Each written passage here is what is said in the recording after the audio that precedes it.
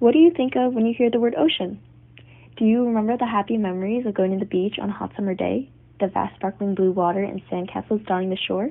Do you love splashing in the cool water and chasing the fish? The ocean is a vast body of salt water that covers 71% of our Earth. It is also filled with so many beautiful creatures and plants you have never seen before. But the ocean is also filled with trash and harmful substances that are killing aquatic life and ruining the quality of life for many, many people. This huge problem is called pollution. Pollution is the presence of harmful materials in our environment, such as trash, oils, and chemicals, which dirties our air, water, and land. It can be caused through human activities such as throwing trash on the floor or using chemicals to keep our grass green. But it can also naturally occur, such as volcanic ash filling the air from an eruption. So, how does pollution affect global communities? All around the world there is water contamination, meaning that the water some people depend on for drinking and cleaning is dirty. This contaminated water can make people sick. It can also cause things like skin diseases, malnutrition, cancer, and even death.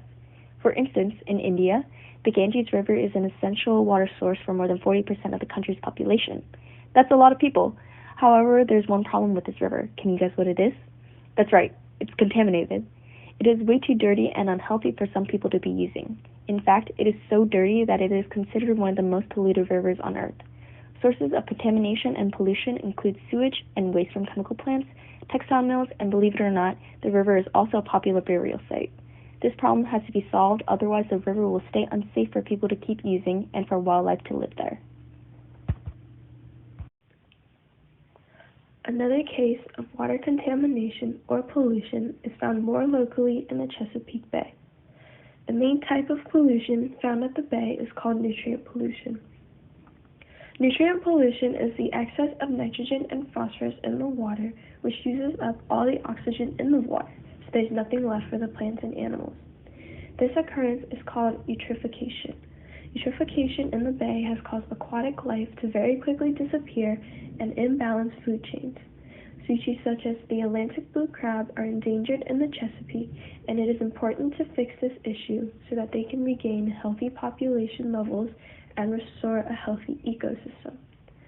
Sources of nutrient pollution include pesticides and fertilizers from farms, gardens, and lawns. It can also come from exhaust from cars, stormwater runoff, and wastewater. So now that you know this information, you may be wondering, why does this matter? How does it affect my life? Pollution, no matter where you are found on Earth, impacts the lives of every living organism. In this case, the Chesapeake Bay pollution impacts the quality of the air we breathe, the food we eat, and contaminates the water we drink. All very important things in our daily lives, and that's why everyone should play a part in helping to restore the health of our water sources. It can be something as simple as making sure to always recycle and reduce the amount of trash you produce, using natural cleaning products and fertilizers, and minimizing the use of pesticides. If you want to help even more, you can clean up and pick up trash at your local stream or river, or even plant native trees and plants. You can even ride your bike more often instead of using a car to get around. All of these activities are great examples on how you can help save the Chesapeake Bay and other polluted places like the Ganges River in India. Every effort counts, and even just a small action done daily can go a long way.